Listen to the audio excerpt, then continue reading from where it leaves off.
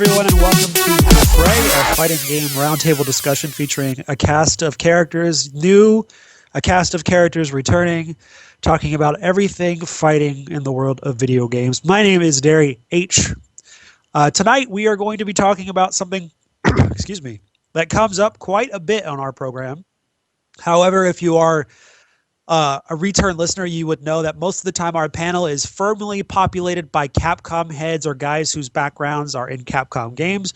So when we talk about anime, chances are we usually have a bunch of guys who don't know a lot about what we're talking about.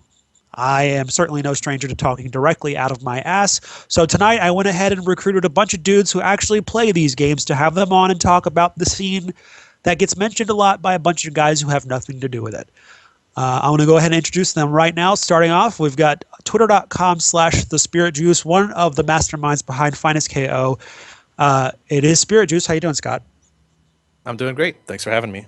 Absolutely. Thank you, and welcome to the program. One of the returning faces this week, and our resident anime expert when we actually get into these discussions is twitter.com/FubarDuck, the owner and proprietor of Arcade UFO. Ryan Harvey, how are you doing tonight? Doing quite well. What's up, gentlemen? How you doing? I don't know why he's on the show tonight. I have no idea. Twitter.com/Hanzo Gonzo. It's that guy. I have no idea what I'm doing here, so we're both equally confused. You're like that dog in the lab coat with the glasses. Yeah, I know. All the way from Southern California, a mainstay of the Guilty Gear scene in Missouri and Southern California. It's twitter.com/SuperFX, SOUPERFX, Paul Zubia. Zuraba. How you doing? Pretty good. How about yourself? Good. And then the other half of the dynamic duo hailing from Southern California tonight, the internet knows him as Tasty Steve. It's twitter.com/digitaldevil4GK. How you doing, Steve? How you guys doing, man? Thanks for not butchering my name like that Dazubia character, but hello, guys. And then last but not least, it's Mr. 25 Grand himself, hailing all the way from the darkest boroughs of Shaolin. It's twitter.com/nerdjosh. Welcome, Josh, to the program. How's it going, everybody? Good. All right. So, like I said earlier at the kickoff, anime gets brought up a lot on our program. We talk about it a lot, but we don't really have a panel that's too well versed in the games. To start things off here, I'm going to direct my first question to Fubarduck, and I'm just going to a really basic question here for our listeners at home. When I say to you, what is anime? What comes to mind as far as in relation to fighting games goes? Did we lose Fubarduck? Okay, no, I'm still here. Sorry about that. I was No starting and pausing the stream, and I was hearing two voices at the same time, so I couldn't tell when you ended. So when you say anime, what comes to mind? That's the question, right? Yes, it is. Okay, so essentially, I think of games that have a more limitless moveset, or rather, more limitless movement. In other words, I don't think of games like Street Fighter where you can jump in a set direction and you have to commit to all your jumps. I think of a game where you can sort of manipulate the character on the screen more. And coincidentally or not, many of those games tend to feature a more Japanese anime style artwork overall and theme. So the games that immediately come to mind are Guilty Gear, Blaze Blue, Persona, Melty Blood, and games like that. Spirit Juice, Ryan mentioned that tends to coincidentally be that games that feature this sort of unlimited movement type tend to have anime aesthetics. But off the top of your head, could you name any games out there that people play that when you see them, you're like, this game's kind of anime, that's not necessarily with anime art? I know some people are going to freak out when I say this, but I would say Marvel or the Versus series happens to be one of those games. You're lying. You're lying. What? I would have to say Marvel is closer to what an anime game is compared to what necessarily a Street Fighter game, how the game is played. There's a lot of air options, a lot of air movement. You spend a lot of time in the air, actually, as compared to Street Fighter. And very similar to anime games, you're very much in the air a lot. So I would have to agree with Ryan's assessment of what an anime game consists of, and it's very consistent with what Marvel is, among other typical anime games with anime artwork.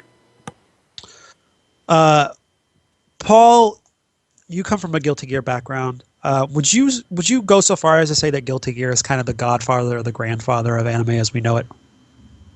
I guess as we know it, yeah, because that's sort of the bad name that we got called as the Guilty Gear scene. We were the anime kids, and as other games like Melty Blood came out, that just sort of became what we were all called. Even though, like you were saying, Guilty Gear and the Verse series have a lot in common, because we were just sort of the offshoot of that. We weren't good enough to be Capcom. We weren't good enough to be anything. We were just anime. Nerd Josh, you're a guy who I tend to view as a very knowledgeable person. Sometimes you tell me things about games that I didn't know, that you know a lot about a lot of games.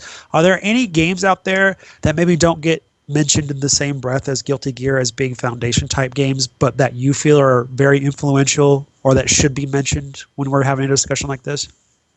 Oh wow, there's a lot of anime games. Like if you go to like the late '90s, there's a lot of PS1 like first gen games that kind of incorporate like a Super Turbo-ish, but kind of have like prehistoric anime mechanics. So it's like you eat a Guilty Gear combo, but you die in like 5 hits or get re-dizzied. So like Tauki Densho Angel Eyes or like Advanced Variable Geo 2, they pushed away for like a lot of late gen games for the ones that became more competitive in arcades and all that. Right on, right on. I'm going to direct this next question out to Steve. Being a guy that primarily competes in non-Capcom games, what's it like to go to a tournament where the primary focus is Capcom games, being a guy who doesn't necessarily compete primarily in Capcom games? Well, I think like the fact that people immediately think of a Capcom game, a Street Fighter, a Marvel, a Super Turbo, a Third Strike is not a bad thing per se, but I feel like that it's an exposure thing. Me personally, when I go to a tournament to play in anything other than a Capcom game, and people are like, oh, what do you like? The first thing that they actually ask you is if like, oh, what are you playing in like Marvel or AE? And I'm like, Tag 2 or KOF or something like that. And they're like, oh well, okay, and it kind of like ends the discussion. It makes me feel like that. To, in all honesty, I feel like it's a culture thing. I know that's kind of bad, but I don't really see it as something. I just feel like people are uneducated when it comes to that first thought of it having to be this or not that, and leaving it right there at a Capcom game instead of saying, hey, maybe there are other games out there. Super Effects. Last week we talked briefly on the program. We were discussing NCR and how it was a 3-day event, and we were talking about how there were steps that could be taken to condense these tournaments down so that they no longer had to be 3 days, because everybody kind of felt like 3 days was a little unnecessary. And then we had a couple people on the program talking about segregating tournaments or segregating scenes so that tournaments are a little bit more concise. How do you feel as a guy who likes these types of games, when you hear people talking about segregation of scenes, considering the fact that anime as a scene has typically been segregated more often than not? Honestly, we talked about this for years actually within anime, that we wanted to do Anime Evo, because after Guilty Gear got kicked out of Evo, we wanted to do our own tournaments, but there just wasn't enough people who had the go-getter attitude enough to set it up. To me, I mean, if you follow Guilty Gear at all, you know that Elvin Shadow, who lives in Japan now, comes back every year to throw a Guilty Gear tournament in Chicago, and it's the Capcom games that are the sideshow. So to me, if people wanted to just throw quote unquote anime tournaments, I would go to those. I would be more than happy with it, in fact. I mean, I don't mean to interrupt at all, but think about like what Bronson does when he throws strong style. Well, when he was throwing strong style, that wasn't a Capcom tournament. That was a Tekken tournament, and he had really good numbers. And they said themselves that it wasn't about the payout. It was about like having that competition there for a game that they love, not just to say other than Capcom. Yeah. Spirit Juice, you're a guy who's been involved with attending and helping to promote and organize some of the tournaments that we have here in NorCal, like NorCal Install and some of the events at Game Center that are primarily focused on anime games. I know that the events at Game Center have had Marvel and KOF in the past, but they are primarily focused on Blaze Blue, Melty, and Guilty Gear. How do you feel when you hear people talking about scene segregation like that? When it comes to local tournaments, I think it's okay to have like your own focused, tournament if you want to focus on like Blaze Blue or Persona or like a general anime game or group of games, or focus on KOF or Marvel or Capcom. When it comes to terms of condensing a major into either just Capcom games or just Street Fighter games or just Marvel or just anime, you know, it's kind of hard for me to say because I think it could help things a bit in terms of logistical issues that 3-day tournaments tend to have, or being too big. But at the same time, for me personally, I would not want to see that happen, mostly because I know a lot of people in both communities, both the anime community and Capcom community, even in KOF and Tekken. So for me, going to those events isn't just about the games itself; it's the social experience, and that's what I really love about going to major tournaments. Ryan, why do you feel that anime games seem to fail to capture the imagination of North American fighting game fans the way that Capcom games do? I think it's a lot to do with just the culture of the US as opposed to Japan. Let me give you an example. So, Japan has anime characters for everything. Stuff that you grow up with, it's all around you your whole life, right? And it's something that they're accustomed to seeing. So even if you don't watch anime or you don't read manga in Japan, the fact of the matter is you see, characters drawn in that style all the time. You see advertisements, you see mascots. One example I like to give oftentimes is the mascot for the police department in Japan. Are you guys familiar with that? Nope. Absolutely not. I am Yeah, I not. don't. No, I didn't know have they no had clue. one. Yeah, I They don't know. do. There is a mascot for the Japanese police department. His name is Pipo-kun. And if you Google for Pipo-kun, that's Pipokun, you will see what the Japanese mascot for the police looks like. And look at that character. Google Pipo-kun and tell me if you think that looks like the police. No, I do not. That is quite the mascot for an organization that upholds the law. I feel like I'm gonna get like flagged for child pornography if I look this up. You already are child pornography, Carter, so it doesn't matter. Right. All So, my point is that Japan has this culture which is based around cute things. It's based around anime, and when you have a fighting game that has an art style like Melty Blood or like Guilty Gear, it's something that Japanese people are way more comfortable with than we might be. Just like we're more comfortable with Street Fighter and more comfortable with Marvel. Specifically Marvel is a great example because Marvel sort of has this stereotypical American style of artwork for characters. And these are made up characters in the same sense that, Naruto or Dragon Ball is made up. They're just drawn with a different style and they're characters that we're more familiar with. So I feel like,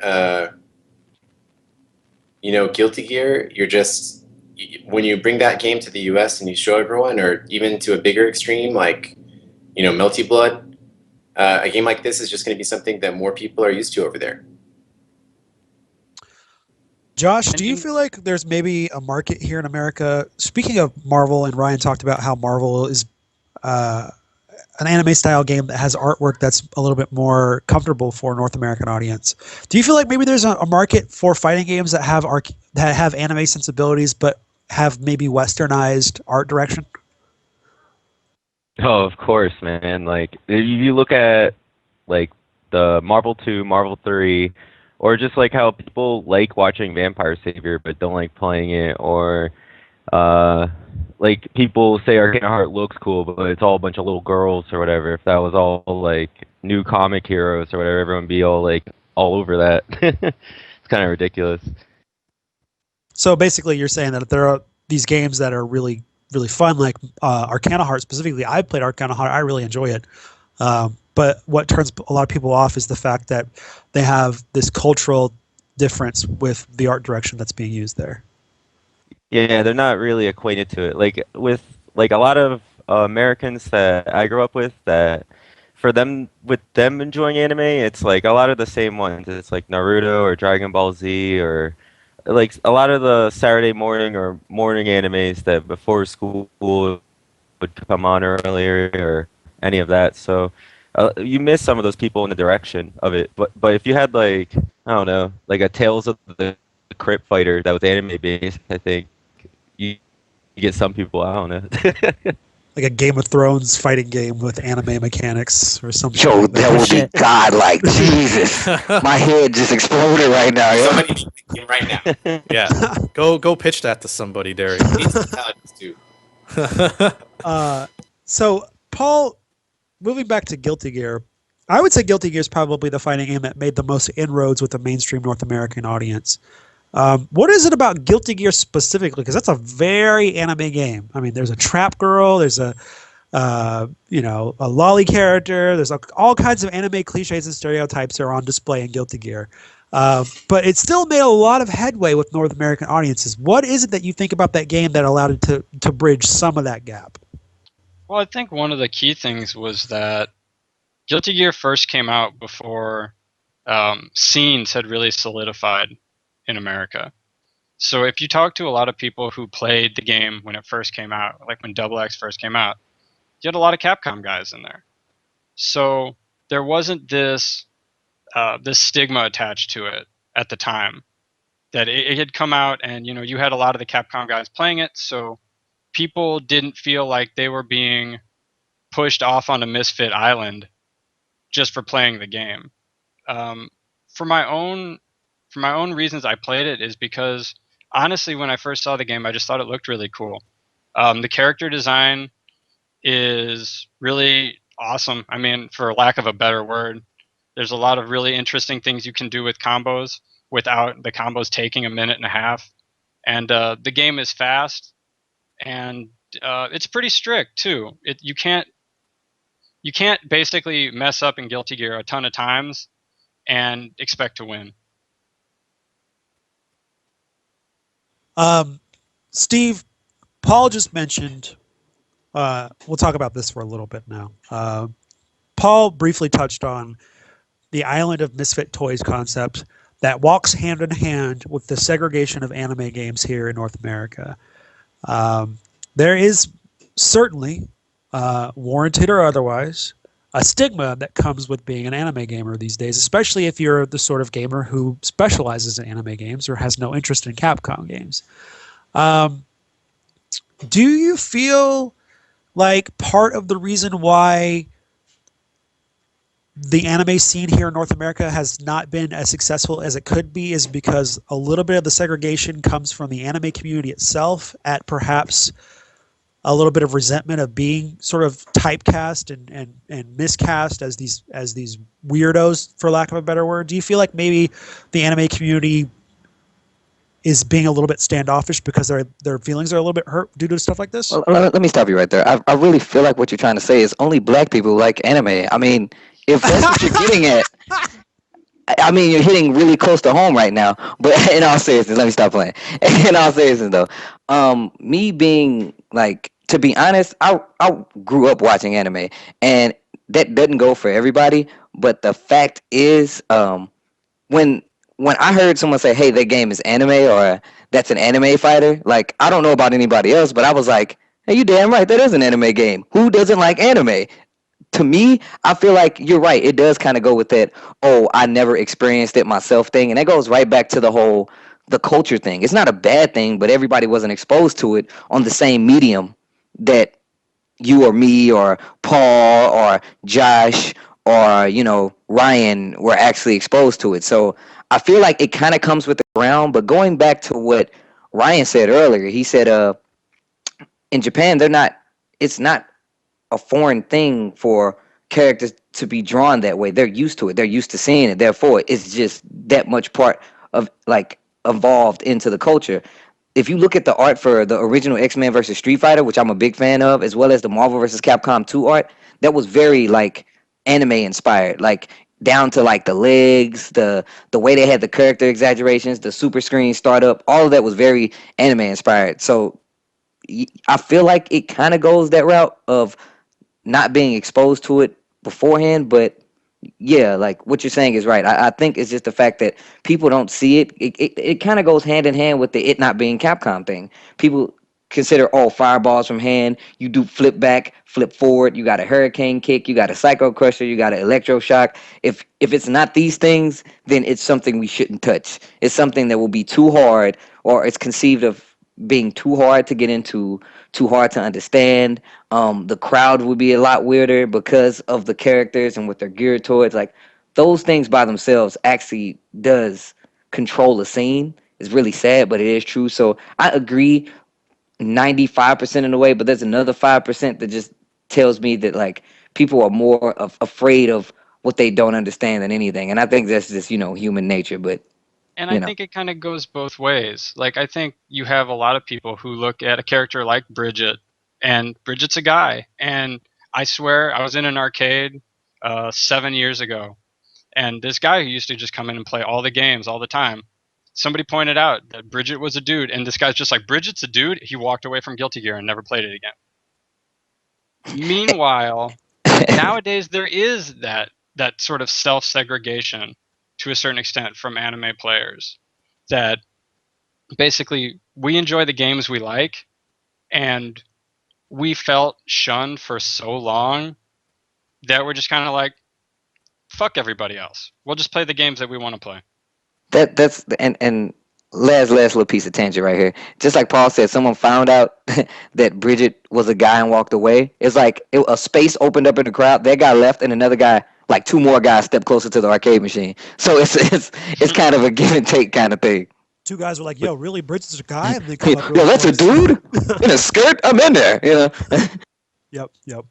Hanzo Gonzo, being the only person I've ever met who anime players have said, and I've heard them say it, that you're too weird to hang out with anime guys. Yo, to blow up? Do you feel? I mean, I'm just going to lay this out there point blank, and I know you're not going to mince words. Do you feel like the anime scene is a little bit weird from time to time? They're totally weird. They're really awkward and socially odd. But so am I. So it's like, I don't pay it any mind. I think all the anime guys are pretty cool. I know people tend to like butt heads with them or just not like them, but I mean everyone's weird in the scene. I mean, there's plenty of weird Marvel players and weird Street Fighter players. I think you just stereotype the anime crowd too much based on like a couple experiences with like the super weird weeboo guys. No one likes those guys. The anime people don't like those guys. It's like, I'll admit, I hate those fucking yeah, people. Those people, huh? All Yeah, right. those It's people. one of Yeah. I'm one of those guys. So it's like I think it's a little overblown. But I mean, it's there. It's just really, it's way smaller than what it actually is. Josh? I'm sorry. Go ahead. I personally think that, and like this is a blow up.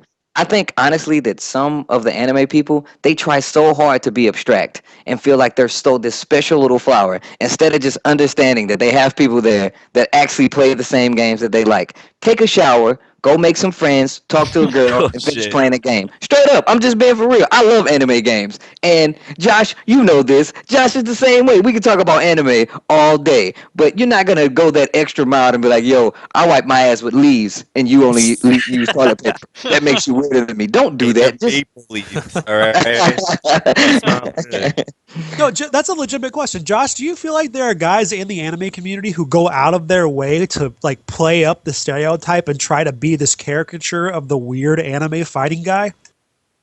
I don't think it's like intended on purpose, but I think some people get to a point where it's frustrating because you have a community where you're not going to be able to find a specialist for every matchup and learn everything. So some people get content of losing and make excuses because there's not enough people in their areas or whatever. But then they start using the amount of the community for their excuse of losing, and then it becomes that whole stereotype thing. But besides that, everyone should play anime games. They're godlike, so then we don't have to see these guys not take showers and do that. I think it's pretty good.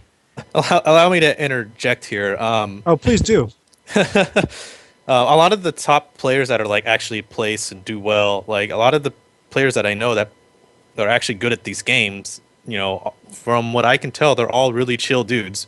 You know, we can go out and eat, you know, have food, get beers, you know, drink and whatnot, and talk about normal things that aren't just like, you know, anime or who's your favorite waifu or stuff like that.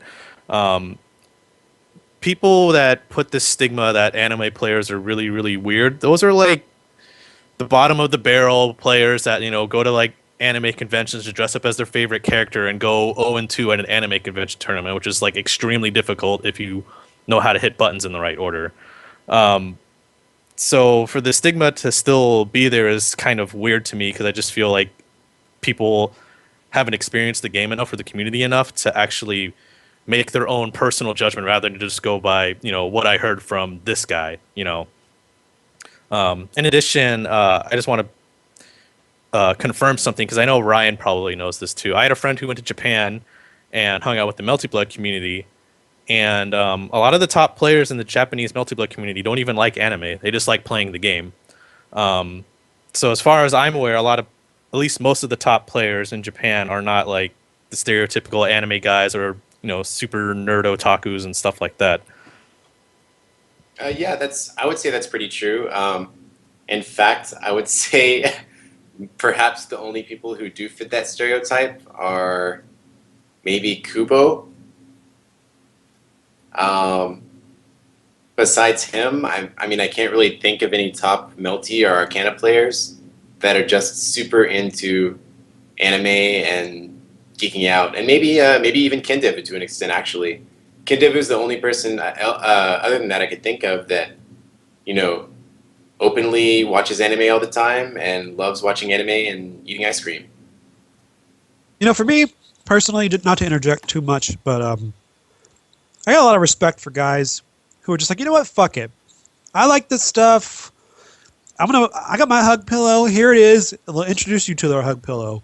They will wear their t-shirt proudly.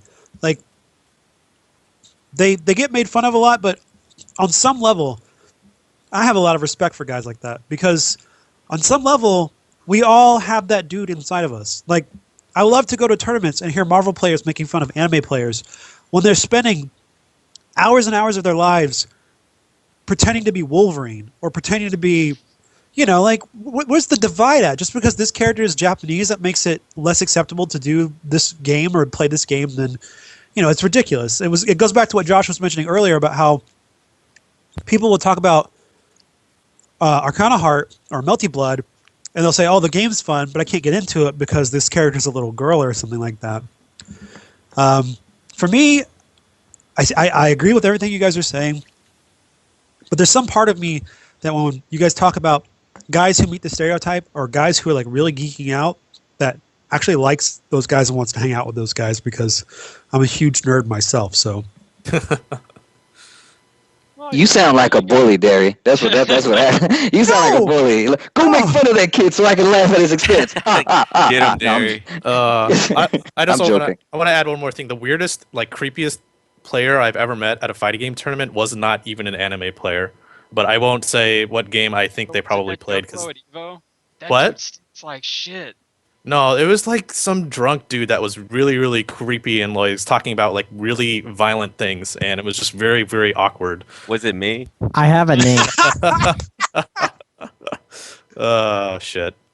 I think everybody just wants to do them, and I don't see any real problem with that. I think the thing that happens is that you just get dudes who don't shower into the same room, and you're just like, damn, I can't be around this dude anymore. Hey, To be look, I fair- can to tell be you right fair, now. All fighting game tournaments stink like shit. Oh Okay, yeah, but the Even if anime everybody room, took a shower, it would still stink. the anime rooms are something different. I'm sorry. Bro, I'm telling you right now, the anime rooms smell like face paint and ball sweat, like straight up. Like, Yeah, I'm sorry. It's bad. It's not like a single person. It's multiple people. I think that's the biggest stereotype that's maybe true. It's just on a greater scale in the anime. Maybe it's because the anime rooms are smaller. I don't know. I mean, think about it like this. Deodorant. Pack it up. Hey, I have no problem. I have no problem with you being who you are. Because if anybody asks me right now what I like, what I watch, what I do, I'm going to tell you straight up. It's anime, girls, video games. Now leave me alone. Like, that's all it really is. Like, but if you get to the point where you're like, yeah, I'm anime and I'm more anime than you. Why? Well, because I smell like a hobo's ass. I don't really think that's too anime. I'm just saying. Yeah, you gotta shouldn't be. agree. Hygiene should not be part of who you are, or having bad hygiene should not be part of who you are because you like anime. Having good hygiene should be Exactly. for everyone. Unfortunately, I can't really say the FGC in general has good hygiene, but No, by It's no. also true. This is Yeah. also true. it's a problem. It is a problem throughout the entire scene. Capcom, Tekken, Mortal Kombat, or anime. Yeah, just take a shower and wear deodorant. Goddamn. Well, for the recorded purposes of this No, the conversation, real problem. go ahead. Let us know. Go ahead, Go Josh. ahead. Oh, no, I was just gonna say, you lose the Maho Shoujo powers and you put deodorant on. So Wow. Well, damn. That's what I've been doing wrong this whole time. Shit. I don't know what's sadder, that we all think that's funny, or that we all know what Maho Shoujo means. I have no idea what that I, is. Yo. I take back everything I just said. I take back everything I just said. Thanks, Josh. I almost forgot, dude. Ryan just exposed all of us except like Hanzo. I don't know what that means. it's okay. It's okay. Your ears and eyes do not need to know.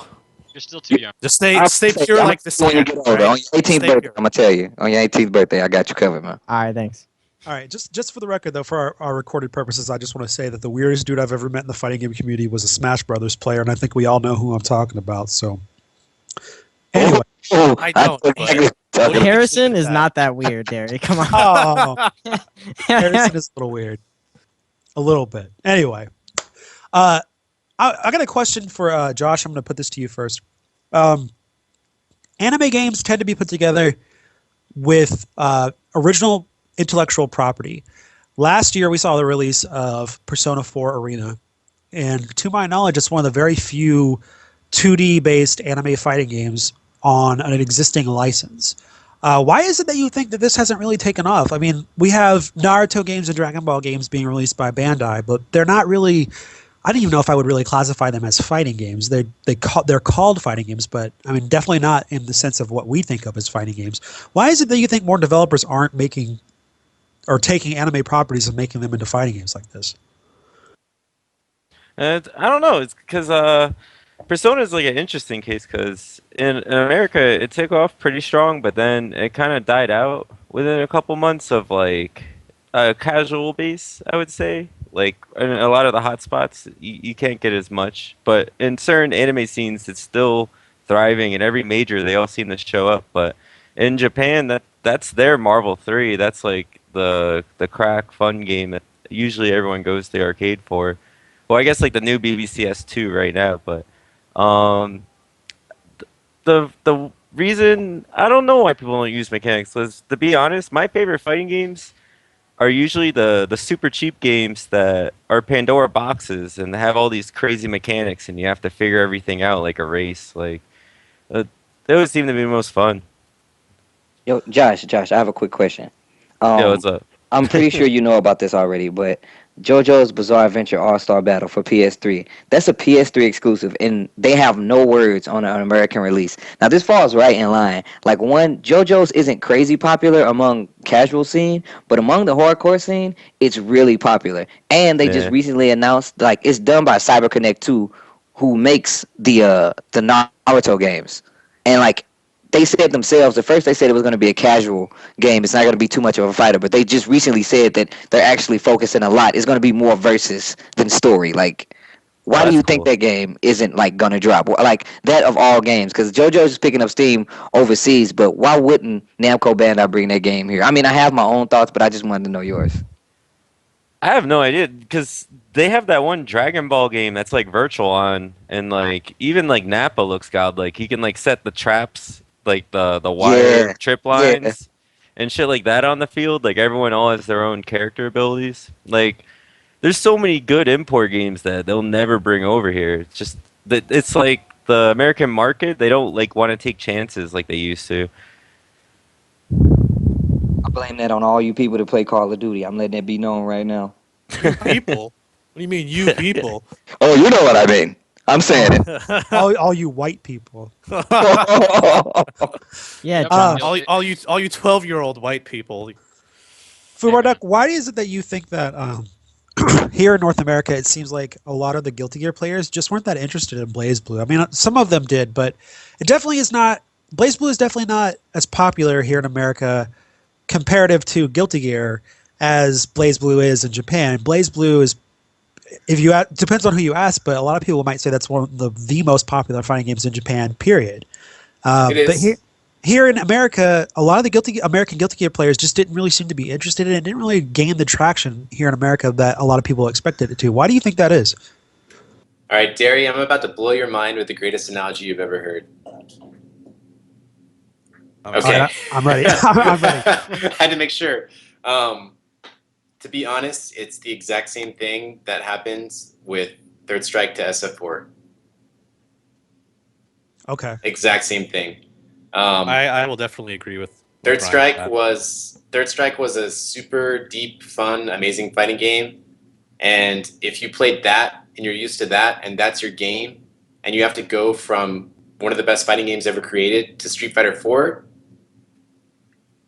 Street Fighter 4 is a fun game and it's a good game, but it's still, to be honest, it still doesn't hold a candle to Third Strike. And in the same sense, Guilty Gear and Blaze Blue is the same way. Blaze Blue is a less complicated game. They took away mechanics, right? Because they wanted to make it fun to a larger audience. So, really, I think the reason that Blaze Blue never caught on with Guilty Gear players is because, I don't know. I mean, you can't dumb down a game and retain all the same players that you had before. You got to have everything and keep the hardcore players, or you have to make it accessible to more players and lose a few of the hardcore players. And there's nothing wrong with that, What's important is what sells games and what keeps the community going, right? Yes, I mean that's a good point, Josh. Why is it that you think that the Guilty Gear players in Japan didn't seem to have as much of a hard time embracing Blaze Blue as the Guilty Gear players in North America? Actually, a lot of Guilty Gear players in Japan that didn't like the game and went to Street Fighter 4, like Dagora, the current best Bison, he was the best Robokai in Japan. And Nemo, he was originally my favorite Faust player of all time, but then he sold out and became a Testman player, scumbag. But he likes cheap, and I like cheap, so I can't blame him. But yeah, the thing with Blaze Blue is like Guilty Gear really like pushed you to learn matchups, and the game's engine allowed you to keep pushing, and it was like what Fubar said with Third Strike, a matchup could go on forever with the knowledge of the game, and the same thing kind of went in Guilty Gear. But when Blaze Blue came out, you got this simplified version that kind of took away some of that, and you had like option select, FD barrier throws, and you had in that game you can do links from a 6-frame buffer just holding buttons. So like a lot of those players. They lost a lot of stuff and try to play a new game. But a lot of those guys still play everything. You know, it's just about like getting people's heads and hitting buttons. Getting in people's heads and hitting buttons. I like that. Um, Josh, do you feel like, back to you, but do you feel like there's any games, anime games, that haven't really been released here in America that if they came to America, they would make they would be like pretty successful over here? It's hard because if Guilty Gear was streamed at its heyday, like we got some pretty big numbers and there's some hype tournaments. Like it could have actually been pushed a little better, but I don't know. A lot of people I know love playing Fate Unlimited codes on PSP, and I don't know. I would hope so. But probably not. You know, with the current like video game market, it's kind of hard to see like what could go mainstream. Like seeing vanilla Street Fighter 4 and how it brought everything back to like World Warriors, and to see an anime game get that far would be like a huge feat. But to see anime get bigger and as a whole normally right now that's not a big feat. It's actually like right there. They just need to push a little harder.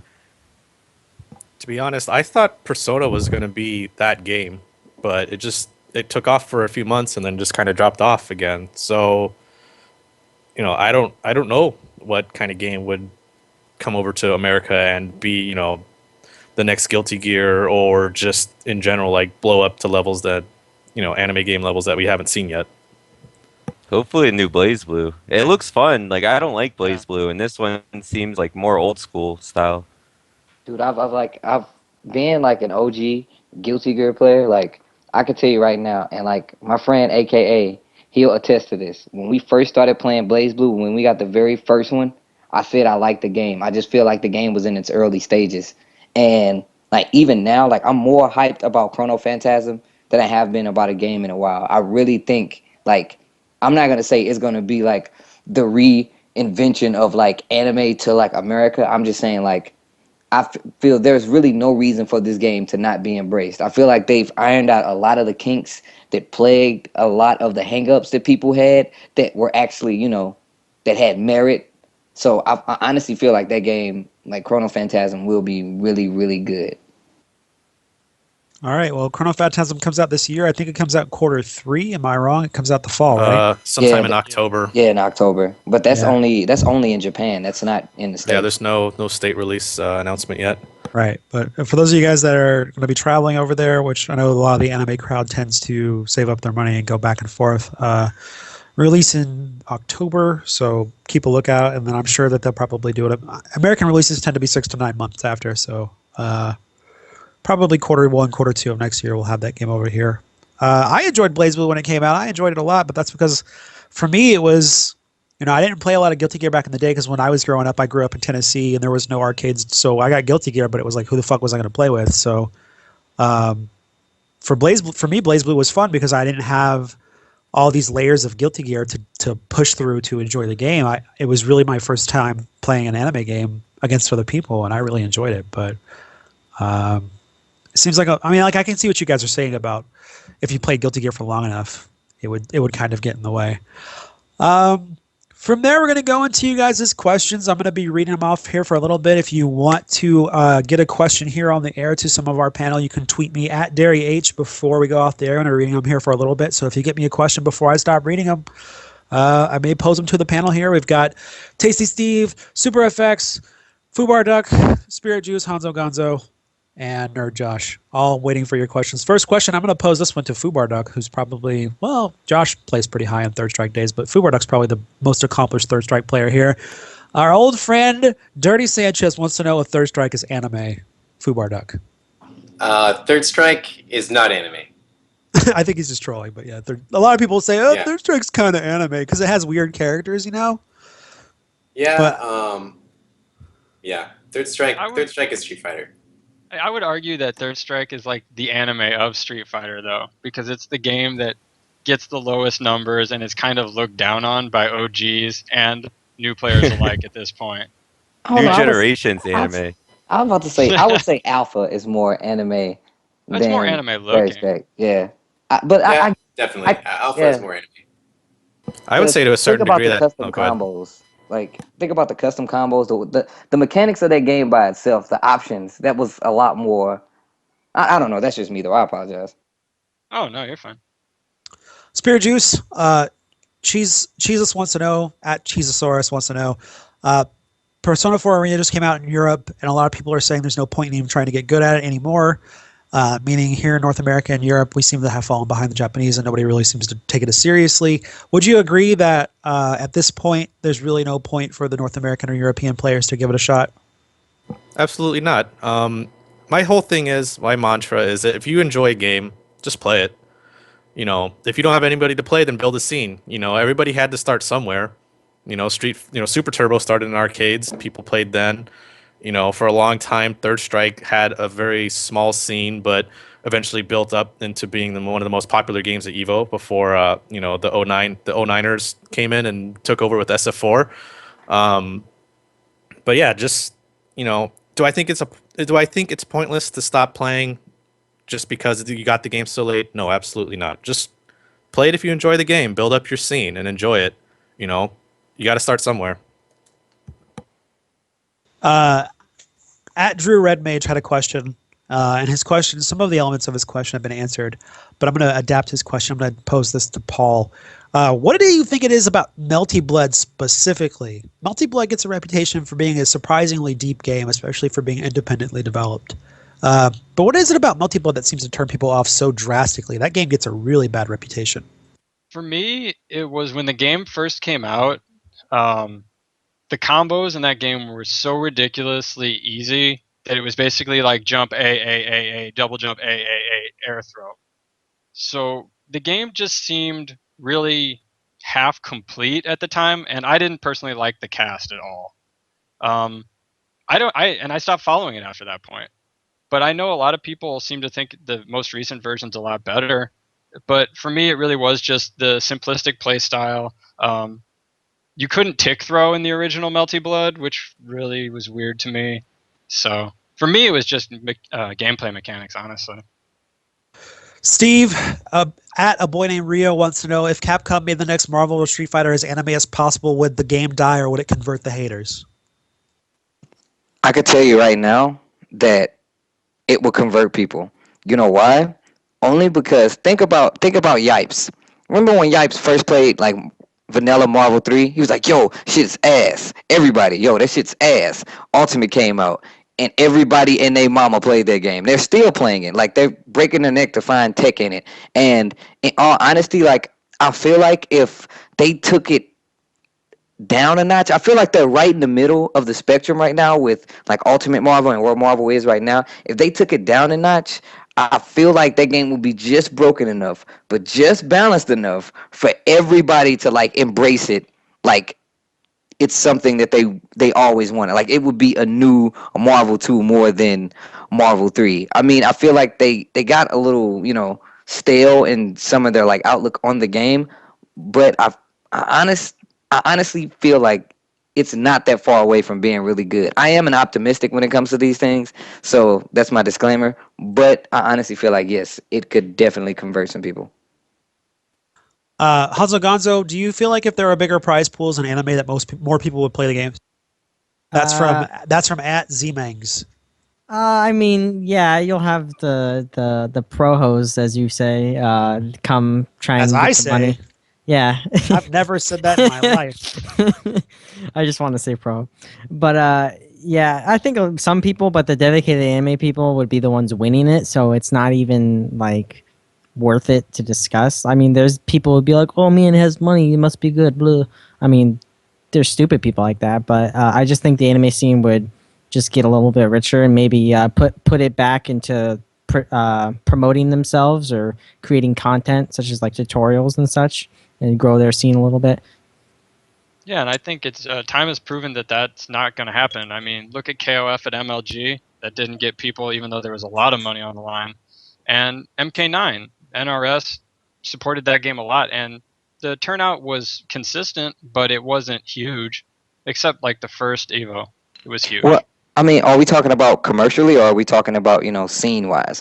Well, he's Because talking about just like if you put a prize pot, would it make the scene bigger? I honestly think that's what NetherRealm was tried to do with Mortal Kombat as well as Injustice. I feel like, and Ed Boon said this himself. He was like, the hardest thing was trying to get tournament players to take their game seriously, to come back and play their game.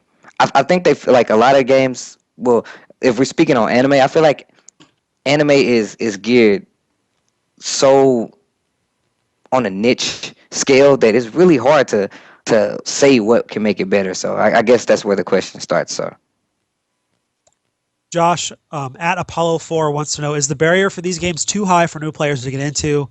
And how do you get your hair so godlike?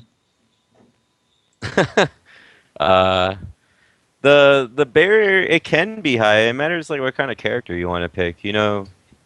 Potemkin, he has a lot of tricks and stuff like that. And the hardest thing about playing him is mostly like defense. You gotta like be able to block everything. But you can play a pretty simple flowchart and be able to like read an opponent pretty well and get pretty far. I think it's just more about like critically trying to learn the engines. Like a lot of them are pretty deep and they take time. And I usually leave some conditioner in, and I got some like hair oil shit. So yeah, I use that. There you go. Right on. At Boys Based Joy Omar wanted to know how we feel about KOF, but I'm going to pose this question a little bit more specifically to Paul. How do you feel about KOF in relation to the anime community? Oh, we've had this discussion a lot, actually. Me and the guys on Super Desperation Radio. I think KOF is basically an anime game in terms of the way you can move, the freedom of movement, 2 different types of jumps, and then the additions on those, and just having huge combos. But if you ask the guys who've been playing KOF for the long haul, the people who've been playing since '98, they kind of look at you like you're crazy when you say something like that. And I think the reason that you can compare them is just that, there is that freedom of movement, and then there is that sort of, you guys aren't Capcom, so you'll never be Capcom. You guys get to go play in your own sandbox. Hanzo Gonzo, you're going to Fanime in a couple weekends. What's your first order of business at Fanime? To finger a fat chick. Oh, I knew the answer to the question. I don't know why I asked. Wow. No, I don't. I've never been to an anime con, so I have no idea. They're going to kick you out, Hopefully. I would hope so as well. All right. Quick question for, where was I at? Fubarduck at Cassius Van Wees says, I play Aquapazza here in Australia, but I'm going to be moving to the States in a few weeks. Is it worth me continuing my interest in the game? Most definitely. You know what? I was at NEC, and there was a pretty sizable Aquapazza tournament, if I remember correctly. And I mean, there are several people just in my hometown in Austin who learned the game. The scene's not going to be huge. Don't get your expectations too high and manage those expectations, but definitely keep playing the game, and you will find people to play with the tournaments. Steve, this question is from Sanchez again. What can be done to combat the ignorant opinions of quote-unquote famous Capcom players in regard to anime games? I'm gonna tell you this right now. If players are so concerned with what other people are playing, then I don't understand why they play games anyway.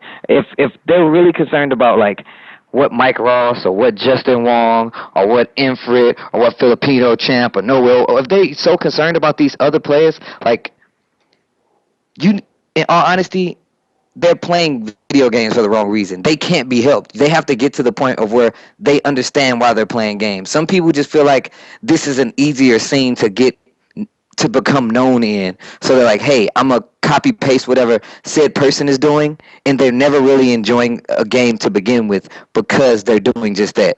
So for those people, I say you need to reevaluate your life and find Jesus. That's what they need to do. Well, you need Jesus. Boy, you need Jesus. You need Jesus. Josh. Amen.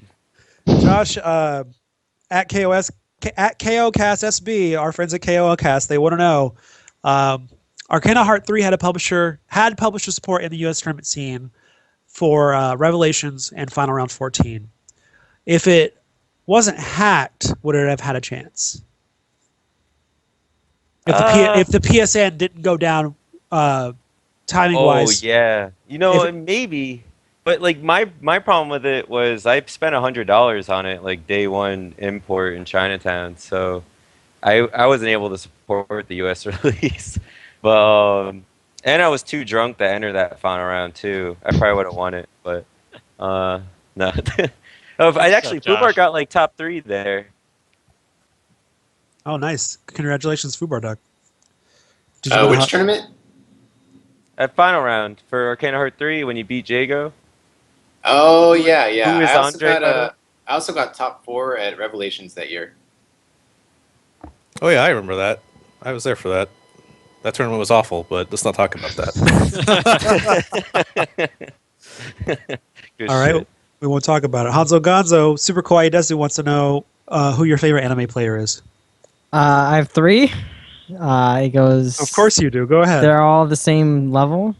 There's Pain, there's Lord Knight, and SKD. You think Pain is on the same level as Lord Knight? Dude, I love Pain. He's like the greatest. Doesn't matter if you love him or not. I like you, but that doesn't mean I think you're on Chris G's level. I'm better than Chris G. You piece of shit. Here we go. You frauded me out in Dive Kick. Fuck that. Also, Super Kawaii Desert wants to know, Nerd Josh, how come you don't know that Dagura also plays BlazBlue? Yeah, but he doesn't like the game. He had a whole blog thing about it. To be honest, I didn't know Dogura played BlazBlue either. I did. Really? Huh. He plays like everything. Also, LK and SKD are equal? Oh, whoa. I don't know what SKD's chauffeur Markman will have to say about that at Evo. But. Spear Juice. There's no Skullgirls scene in Texas. A boy named Rio wants to know if he should move or kill himself. Fuck. Isn't online in that game pretty good though? Yeah. Well, I think you should just say kill himself out of the spite. out of my no fun allowed. Kill yourself. Just fucking kill yourself. You have to be a martyr for your scene, man. You gotta kill yourself, dude. Kill yourself. Think of how many others may live. Right. Think of how many more people would play Skullgirls if you killed yourself with like an epic suicide note about how nobody was playing and that made you kill yourself. Like a lot of people would start playing Skullgirls. Shit, they will play it in his memory. They will play it at his funeral. Exactly. So obviously the best course for Skullgirls is to convince one of their fans to commit suicide. Yes, of course. A Skullgirls tournament at a funeral? Do you want it to be empty? No. Wow. Good Lord. Wow. But it's nobody okay. else is fielding this seriously. If they run online tournaments. They run online tournaments for Skullgirls, and apparently they get really good numbers. So, and it's like I think they're called like salty bats or something. My second question was a more serious question, and since Paul spoke, I'm going to direct this to him. I thought Skullgirls was a really great game. It had a lot of issues that came to light within like the first month to 3 months of the game coming out, and then it was too bad that the game had some funding issues because they couldn't really patch it when they said they were going to patch it. Yeah. But after it gets patched, what do you think Skullgirls can do to kind of get back into the swing of things and maybe get some recognition here on the tournament scene? Because I think the overall framework of the game is pretty good. I think it's a really good game. I don't play it because the art style isn't been up my alley. Some of the forthcoming characters, like Big Band, actually have me really interested in playing it. As for what they can really do, I think they're trying to do it. Holding voting to bring new characters in, trying to get the public's interest in the game like that. I think the people who play it need to be much more outgoing about it. I mean, I hate to say it this way, but you got to apostolize your game if you're really into it and you want it to be big. There's only so much a company can do. And, Mike Z has been doing the best thing he can with salty cupcakes every week. They're running tournaments online for this game. I think it becomes up to the scene in some regards to help themselves out. All right, and then last question. I'm going to direct this question to everyone on the panel individually. I want to call your name. Just spout out your answer. At Kamana wants to know, Hanzo Gonzo first. Who is your waifu? Julia Naoto. Nice. Fubarduck waifu. Tamaki. Nice. Josh. From Akapaza. Oh, okay, good. Josh. Ada Wong. Ada Wong, good choice. Steve. Oh Jesus. I'm gonna have to say Jam. Jam Kubo. Oh, that's cute. Terrible. That's cute. I don't like you anymore, Steve. That voice? Come on! Paul, your waifu? Oh God, do I have to do this? Absolutely. Mitsuru from Persona. Why not? Oh, why not? All right, and then I'll sign off by telling everybody my waifu would probably be Lulu from Final Fantasy X. Oh, yo, that's legit. Okay, that's cool. That's cool. the best waifu, yeah. What? I don't know, man. I want Yuna, man. It's just something about that. She's so pure. Anyways. You're done, Steve. You're done. All right, we are done for the night. Thank you, everybody, for tuning in. I just want to remind everybody that we have been experimenting quite a bit with rebroadcasting our content on our YouTube channel via YouTube Live. You can view all that content at youtube.com/iplaywinner. We will be replaying, East Coast Throwdown 4 this week starting on Monday. So starting on Monday, you can view ECT4 on our YouTube channel at youtube.com/iplaywinner. And then make sure you subscribe to our channel, youtube.com/iplaywinner and twitch.tv/iplaywinner. Make sure you follow all of our guests tonight on Twitter. We have twitter.com/nerdjosh, twitter.com/thespiritjuice, twitter.com/fubarduck, twitter.com/super like soup fx, twitter.com/digitaldevil4gk, and twitter.com/hanzogonzo. We have guys that will be at Fanime. We have guys. Steve does commentary down in SoCal all the time. Paul does some commentary for KOF stuff. Ryan is everywhere all at once. You know, you can catch Spirit Juice doing a lot of his stuff in Finest KO, and of course, new Josh is a firm card carrying member of Team Spooky. So these guys, you can see them around, but make sure you follow them on Twitter at their various Twitter pages. And then we have, I believe, correct me if I'm wrong, but Team Spooky is streaming East Coast Throwdown. Okay. You can make sure you guys catch and support Vic when he streams East Coast Throwdown this weekend. Twitter or twitch.tv/Team Spooky. I shouldn't have to tell you to support Vic, but please do. Big shout outs to L.I. Joe and the Mortal Kombat scene on the East Coast. They always throw that tournament and they always do it right. So make sure you give those guys your support. Tune in.